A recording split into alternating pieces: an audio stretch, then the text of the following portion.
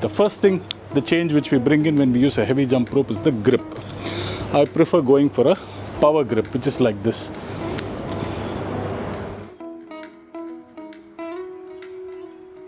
So if you are shifting from light jump ropes for the first time to heavy jump ropes, what you can expect is you'll feel a lot of strain in your forearms, you'll feel a lot of strain in your shoulder, and if you're a wrist mover, you'll feel a lot of strain in the wrist. So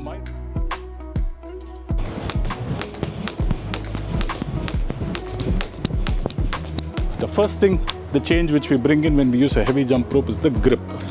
I prefer going for a power grip, which is like this. Power grip.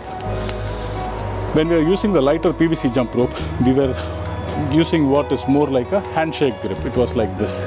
It was our thumb was resting on the handle, and we were having a light grip of the handle, and the action was more like a flick with the wrist.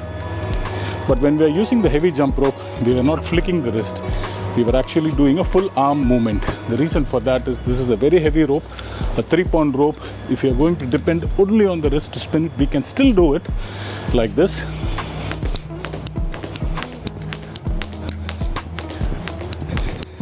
If you notice, I'm not able to spin as fast as in the case of a power grip with a full arm movement compared to a wrist movement. The wrist strains very quickly because the load on the wrist, the wrist is actually fighting or resisting the forces of the rope.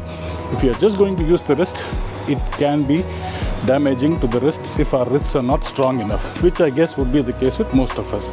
So what we do is we go for a full arm movement. When we go for a full arm movement, what is happening? It's actually originating from the shoulder. So what are we doing? We are doing a shoulder activation. Not only that, to get this action moving, our chest is also engaged. And in all jump rope moves, it is very good to keep our glutes and core engaged also. Let us do it one more time.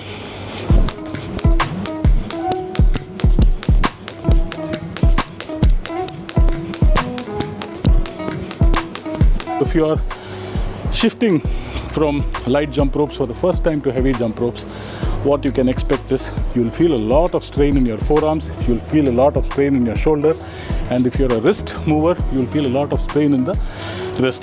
So my recommendation is, if you're newly getting into heavy jump ropes, don't panic from all these discomforts or pains. It happens to everybody. It happened to me also. Reduce the number of jumps. Take breaks between the jumps. Over days, over weeks, over months, your body will get used to it. You can start increasing your jump count with heavy jump ropes also.